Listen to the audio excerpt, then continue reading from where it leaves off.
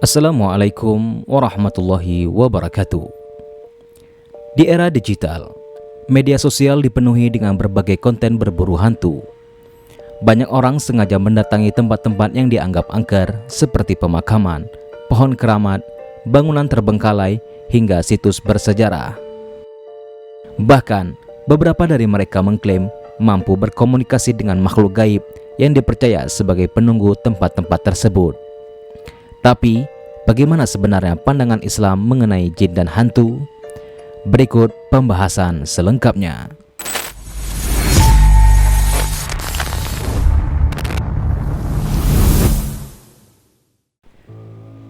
Di dalam Islam, alam terbagi menjadi 3 bagian. Yang pertama adalah alam dunia, di mana tempat manusia hidup, di mana jasad dan ruh bersatu. Kemudian ada juga alam barzah, yaitu alam perantara setelah kematian, tempat ruh berada setelah berpisah dari jasad. Dan yang terakhir adalah alam akhirat, alam setelah kebangkitan manusia dari kubur, tempat manusia menerima pembalasan atas segala amal perbuatannya semasa ia hidup di dunia. Ketiga alam ini memiliki aturan masing-masing yang menjelaskan posisi ruh setelah seseorang meninggal dunia.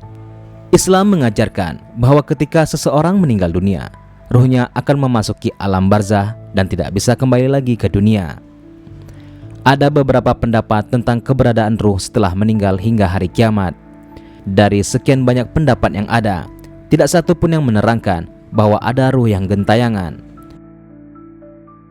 Ruh orang-orang beriman berada di alam barzah yang luas, yang di dalamnya ada ketentraman dan rezeki serta kenikmatan. Sedangkan ruh orang-orang kafir berada di barzah yang sempit, yang di dalamnya hanya ada kesusahan dan siksaan. Allah Subhanahu wa Ta'ala berfirman dalam surah Al-Mu'minun ayat 100, yang artinya, demikianlah keadaan orang-orang kafir itu, hingga apabila datang kematian kepada seseorang dari antara mereka, dia berkata, "Ya Tuhanku, kembalikanlah aku ke dunia, agar aku berbuat amal yang soleh terhadap yang telah aku tinggalkan." Sesekali tidak. Sesungguhnya itu adalah perkataan yang diucapkan saja, dan di hadapan mereka ada barzah sampai hari mereka dibangkitkan.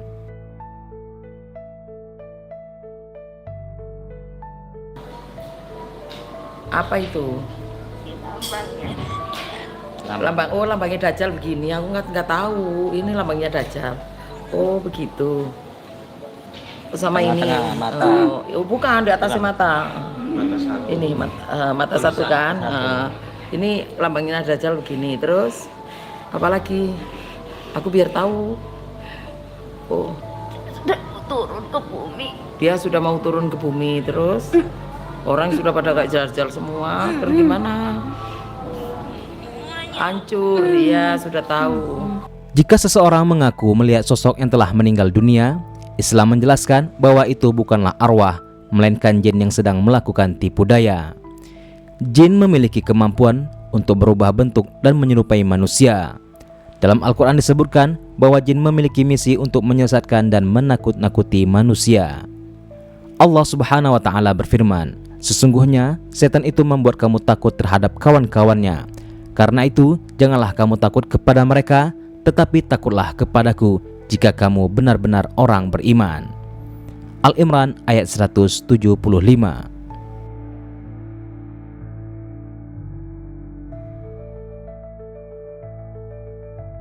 Menurut ajaran Islam, manusia tidak bisa melihat jin dalam bentuk aslinya, kecuali jika jin tersebut menampakkan diri dengan bentuk tertentu. Allah Subhanahu wa Ta'ala berfirman dalam surah Al-A'raf ayat 27, "Hai anak Adam, janganlah sesekali kamu dapat ditipu oleh setan, sebagaimana ia telah mengeluarkan kedua ibu bapakmu dari surga. Ia menanggalkan keduanya pakaiannya untuk memperlihatkan kepada keduanya auratnya. Sesungguhnya ia dan pengikut-pengikutnya melihat kamu dari suatu tempat yang kamu tidak bisa melihat mereka. Sesungguhnya kami telah menjadikan setan-setan itu pemimpin-pemimpin bagi orang-orang yang tidak beriman." Al-Hafiz Ibnu Hajar rahimahullah mengatakan bahwa setan terkadang menjelma dengan berbagai bentuk sehingga memungkinkan manusia untuk melihatnya. Demikian juga berdialog dengan jin dan mengusir jin yang masuk ke dalam tubuh seseorang. merupakan perkara yang benar-benar terjadi. Tetapi kemampuan melakukan hal-hal itu tidak berarti menunjukkan kemuliaan orang tersebut di sisi Allah Subhanahu wa Ta'ala, karena kemuliaan manusia di sisi Allah adalah ditentukan oleh ketakwaannya kepada Allah Subhanahu wa Ta'ala. Jika mengusir jin yang masuk ke dalam orang itu dilakukan menurut syariat, maka dibenarkan. Namun sebaliknya, jika menyelisih syariat, maka itu adalah terlarang. Ia juga menambahkan bahwa jin bisa menjelma menjadi berbagai bentuk seperti anjing hitam, ular, dan bahkan manusia. Namun ketika berubah menjadi manusia, bentuknya tidak sempurna, semisal tidak memiliki mata atau kepala yang lengkap.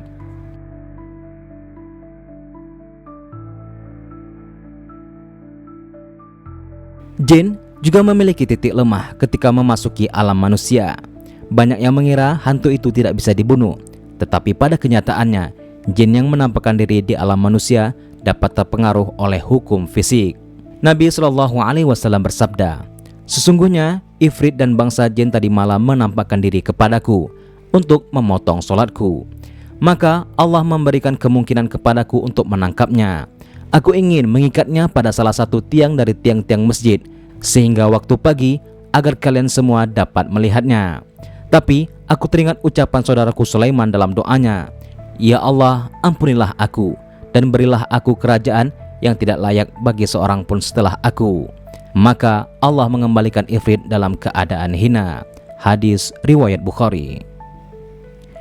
Ibarat seseorang perenang yang masuk ke lautan dan bertemu hiu, maka perenang tersebut akan kesulitan karena berada di luar habitatnya. Hal yang sama berlaku bagi jin ketika mereka muncul di alam manusia. Mereka akan menjadi sangat lebih rentan.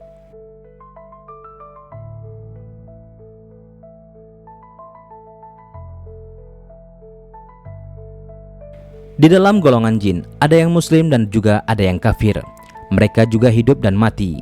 Adapun golongan setan, maka tidak ada di antara mereka yang muslim, dan mereka mati jika iblis mati. Selain itu, juga terdapat sebuah hadis yang menunjukkan bahwa golongan jin bisa mati sebagaimana manusia. Hadis dimaksud diriwayatkan oleh Imam Bukhari dan Muslim dari Ibnu Abbas. Dia berkata bahwa Nabi SAW pernah berdoa, "Aku berlindung dengan kemuliaan-Mu, yang tidak ada Tuhan yang berhak disembah selain Engkau, Zat yang tidak akan mati, sementara jin dan manusia akan mati." Meskipun golongan jin bisa mati dan bisa dibunuh, namun ulama tidak membolehkan membunuh jin tanpa ada alasan yang dibenarkan. Bahkan menurut Ibnu Taimiyah, menyakiti jin dan membunuhnya dihukumi haram, sebagaimana menyakiti dan membunuh manusia. Islam mengharamkan kezaliman terhadap makhluk apapun, meskipun kafir, termasuk terhadap jin. Selama golongan jin tidak mengganggu dan menyakiti, maka tidak boleh mengganggu dan menyakiti mereka.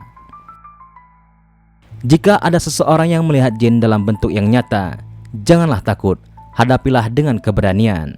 Dalam sebuah hadis dikatakan, bila engkau melihat hantu menampakkan diri kepadamu dalam wujud apa saja, maka hinakanlah ia, ambil benda apa saja dan lemparkan kepadanya sambil membaca bismillah.